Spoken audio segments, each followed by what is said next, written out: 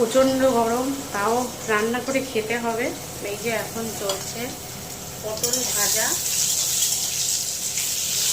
আর এদিকে হচ্ছে ডিম আলু সেদ্ধ বসিয়েছি, আলু মাখবো।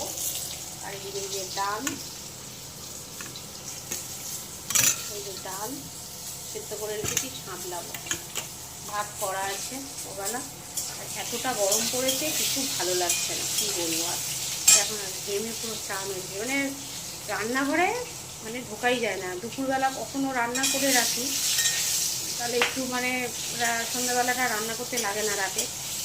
নাহলে এই রান্না করতে এসে গরমে চান, এই রান্না করে আবার এই এখন চান করতে যাব। এতটা গরম, ভীষণ গরম এখানে, পুরো ঝড় বৃষ্টির দেখা নেই। আসলে মনে হচ্ছে জামাই ষষ্ঠী আছে, তার জন্য মনে হয় গরমটা ফেলছে, জামাইরা ভালো মন্দ খাবে, খেতে দেবে না, এটাই পরে প্রত্যেক বছর। তো মন বলছে ওই জন্যই এত গরম ফেলছে। রান্নাটা করে নিই ঝটফট করে। প্রচণ্ড গরম, তাও রান্না করে খেতে হবে।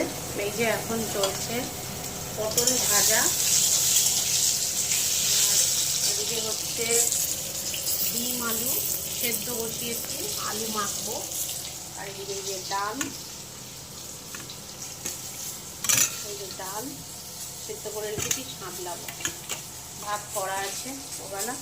আর এতটা গরম পড়েছে, কিছু ভালো লাগছে না, কি বলবো। আর এখন ঘেমে পুরো চান হয়েছে, মানে রান্নাঘরে মানে ঢোকাই যায় না। দুপুরবেলা কখনো রান্না করে রাখি, তাহলে একটু মানে সন্ধ্যাবেলাটা রান্না করতে লাগে না রাতে।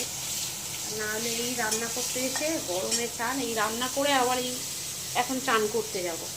এতটা গরম, ভীষণ গরম এখানে, পুরো ঝড় বৃষ্টির দেখা নেই। আসলে মনে হচ্ছে জামাই ষষ্ঠী আছে, তার জন্য মনে হয় গরমটা ফেলছে, জামাইরা ভালো মন্দ খাবে, খেতে দেবে না, এটাই পরে প্রত্যেক বছর।